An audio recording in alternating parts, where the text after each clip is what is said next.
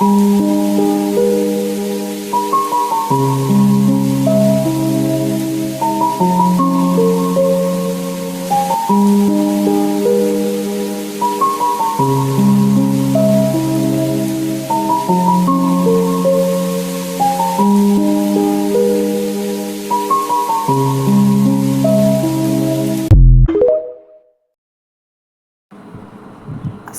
আলাইকুম, hello everyone, কেমন আছেন সবাই? যে যেখান থেকে দেখছেন আমার চ্যানেলটা, দয়া করে একটা লাইক দিয়ে দিবেন।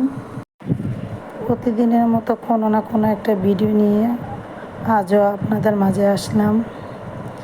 আমার সকালটা কিভাবে প্রতিদিন শুরু হয় সেটাই আপনাদের মাঝে শেয়ার করব।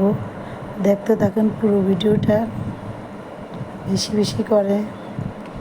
আজকে সকালে আমি রান্না করব 3 পদের ডাল একসাথে করে ভুনা করলাম, সাথে একটু আলু, সাথে রুটি, হালকা চা। তার আগে আমি একটু হালকা নাস্তা করে নিলাম, 1 গ্লাস পানি, একটা খেজুর, কয়টা বাদাম। তারও আগে আমি মুখে একটা সানস্ক্রিন ব্যবহার করলাম, কারণ সারাটা দিন চুলার পাশে থাকবো, এই কারণে আর দেওয়ার সময় সুযোগ হবে না। আজকে শুক্রবার, কালকেই ভিডিওটা দিতাম, কিন্তু একটু সমস্যা হয়েছে, তার কারণে দেওয়া হয় না। আজকে শনিবার আপলোড করলাম আপনাদের মাঝে। আসলে আমরা নারীরা বেশিরভাগ সময় আমাদের রান্নাঘরে কাটানো হয়, সকাল থেকে রাত্রি পর্যন্ত। নাস্তা থেকে শুরু করে দুপুরের খাবার, তার মাঝে হালকা নাস্তা, বিকালের, রাতের, এগুলো করতে করতে একটা মেয়ে সারাটা দিন কেটে যায়। একটা মেয়ের সুখ কোথায়? যখন সে বাপের বাড়ি থেকে স্বামীর বাড়ি আসে, সুখ তো তখনই হবে যদি তার মনের মতো পুরো পরিবারটা পড়ে, তার হাজব্যান্ড, শ্বশুর শাশুড়ি, ননদ, তখনই তার জীবনটা স্বর্গ। যদি একটা মেয়ে পরিপাটি নিজেকে ঘরে তুলতে পারে, কখন সে নিজে আগে শোধরাইতে হবে, সে নিজে আগে ভালো হতে হবে। সে শ্বশুর বাড়ি গিয়ে তার পরিবারটাকে দোষারোপ করবে, তখন বলে আমার ভাগ্য ভালো না, আমার পরিবারটা ভালো না। এরকমই তো বলে। যেমন মানুষ বড় আজব প্রাণী, ডুবে গেলে জলকে দোষ দেয়, হোঁচট পেলে পাথরকে দোষ দেয়, কর্মে দোষ ভাগ্যকে দেয়, কিন্তু নিজের ভুলটা কোনো দিন দেখতে পায় না। ঠিক এমনই এখানে আমি অনেক কথাই বলে ফেললাম। কথা বলতে বলতে আমি সকালের নাস্তাটার পরে আমার সকালের যে বিছানাগুলো, সেগুলো আমি ঠিক করতেছি, গুছিয়ে নিতেছি। উপরে নিচে, নিচে বলতে পারেন নিচে আমার বাচ্চারা ঘুমায়, তাদের প্রতিটা রুমে আলাদা আছে, কিন্তু তারা আমার কাছেই ঘুমায়। তারা রাতে নাকি ভয় পায়। তো উপরে নিচে আমরা ভাগযোগ করে ঘুমাই। সকালে এগুলো পরিষ্কার করি, রুমগুলো গুছিয়ে নিলাম। এখানে একটু এলোমেলো আছে, এগুলো ধুলোবালু, দৈনিক এগুলো পরিষ্কার করতে হয়, এগুলো তো নিত্যদিনের কাজ। আর অনেকের এগুলো পছন্দ, পরিষ্কার পরিপাটি রাখা। আমার এগুলো ভালো লাগে, কারণ অনেক সুখের সংসার, একটা অনেক সুখের অনেক কষ্ট করে নিজ হাতে তিলে তিলে গড়ানো, এগুলো তো নষ্ট করে দিতে পারি না সামান্য একটু সময়ের জন্য।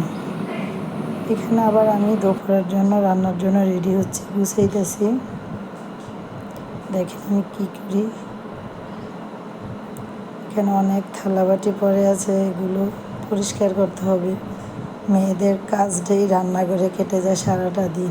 তারপরে একটা পরিবার থেকে একটু ভালোবাসা পেতে অনেক সময় লাগে। তুমি কী করো সারাটা দিন? প্রতিটা মেয়ে এমনই। শেষ উত্তরটা এরকমই হয়, যদি তার ভাগ্য ভালো হয় তাহলে সে সুখ, আর ভাগ্য না ভালো হলে সে কর্মেকে দোষ দিবে। কথা বলতে বলতে এখানে একটু চা খেয়ে নিলাম। চা খাওয়ার পরে দুপুরে রান্নাটা শুরু করলাম। এখানে আমি বরবটি, আলু, তারপরে সাথে আছে একটা করলা, ভেন্ডি একসাথে মিক্স ভাজি বসিয়ে দিলাম। বাচ্চারা এগুলো খায় না, অবশ্য এরা মুরগির মাংস খায়, মুরগির ডিম, চিংড়ি মাছ, এদের প্রাকৃতিক খাবার, ন্যাচারাল খাবার, জাতীয় খাবার যাই বলেন এদের প্রিয় খাবার হচ্ছে এগুলো। ওদের জন্য একটু মুরগির মাংস রান্না করলাম, রান্নার পরে আমি আমার রান্নাঘরটা গুছিয়ে নিলাম, আস্তে আস্তে পরিষ্কার করতেছি। এই ময়লাগুলো আবার আমার ছাদের গাছের জন্য। আমার ছাদে যাই গাছ আছে সব এগুলো জৈব সার, রাসায়নিক সার এগুলো দিয়ে তৈরি। এখানে দুপুরে বাচ্চাদেরকে হালকা নাস্তার জন্য পেয়ারা কেটে দিলাম, কিছু আম কেটে দিলাম, তারা লবণ মরিচ যেগুলো খাবে এখন। এরকম করে সারাটা দিন কেটে যায়। রান্না করতে করতে রান্নার প্রায় শেষ পর্যায়ে। রান্নার পরে এখন আমি বাকি কাজগুলো করে নেব।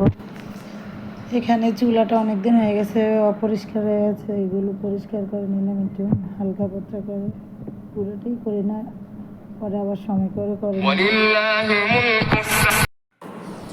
এখানে বিকেলের জন্য কিছু নাস্তা বানাবো, চিকেন ফ্রাই, বাচ্চাদের প্রিয় খাবার। মুরগিগুলো আগে থেকে 3-4 ঘন্টা আগে থেকে ম্যারিনেট করে রাখছিলাম, পরে এখন এগুলো তৈরি করে দিতেছে, বাচ্চারা খাবে, খাওয়ার পরে আরবির জন্য রেডি হবে। এই সারাদিন টুকটাক যাই করি আপনাদের মাঝে এগুলি শেয়ার করি।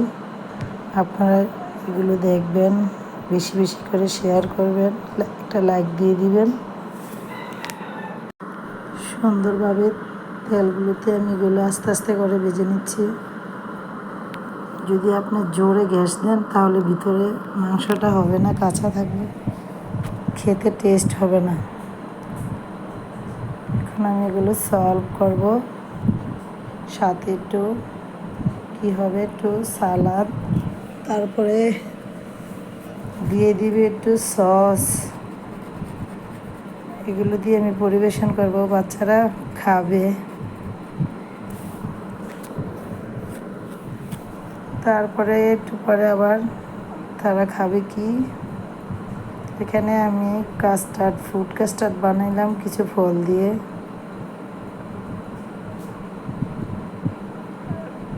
ওই নাস্তাটা খাওয়ার পরে এটা খাবে, তারা এগুলো এখন খাবে। কথা বলতে বলতে প্রায় শেষ পর্যায়ে ভিডিওর। ভালো থাকবেন, আল্লাহ হাফেজ।